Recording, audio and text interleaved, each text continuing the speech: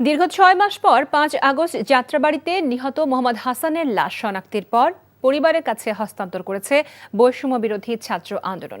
জুমার নামাজের পর ঢাকা বিশ্ববিদ্যালয়ের রাজু ভাস্কর্যের পাদদেশে জানাজা শেষে তার লাশ হস্তান্তর করা হয়। এ সময় খুনিদের বিচারের দাবি করে শহীদের পরিবার। নূর হোসেনের রিপোর্ট। ৫ আগস্ট ছাত্র জনতার বিজয় মিছিলে অংশ নিয়ে নিখোঁজ হওয়া শহীদ মোহাম্মদ হাসানের মরদেহ লাশ বাই গাড়িতে করে ঢাকা বিশ্ববিদ্যালয়ে আনা হয়। এ সময় স্বজনদের আহাজারিতে ভারী হয় বিশ্ববিদ্যালয় এলাকা।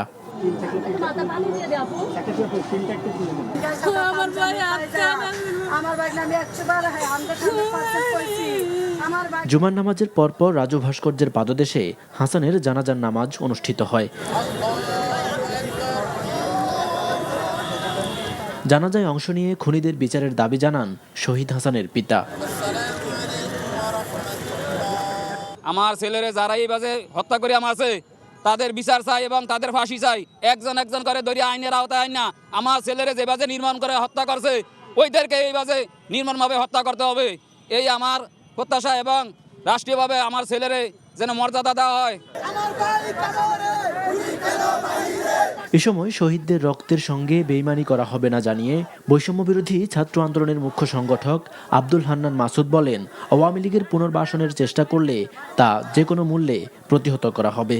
কোনো অপশক্তি যদি তাদের রাজনৈতিক হীনস্বার্থে আওয়ামী লীগকে বাংলাদেশের রাজনীতিতে আনার জন্য আবার প্রচেষ্টা চালায়, হয়তো বা এর বিরুদ্ধে প্রতিবাদ করতে গিয়ে আমরা আরো ২,০০০ জন শহীদ হব, কিন্তু আওয়ামী লীগকে বাংলাদেশের রাজনীতি করতে দেব।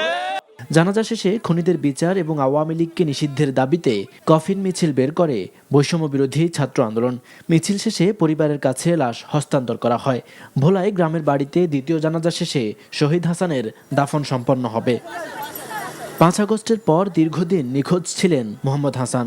গেল মাসে ঢাকা মেডিকেলের মর্গে থাকা বেওয়ারিশ লাশ থেকে হাসানকে শনাক্ত করে পরিবারের সদস্যরা।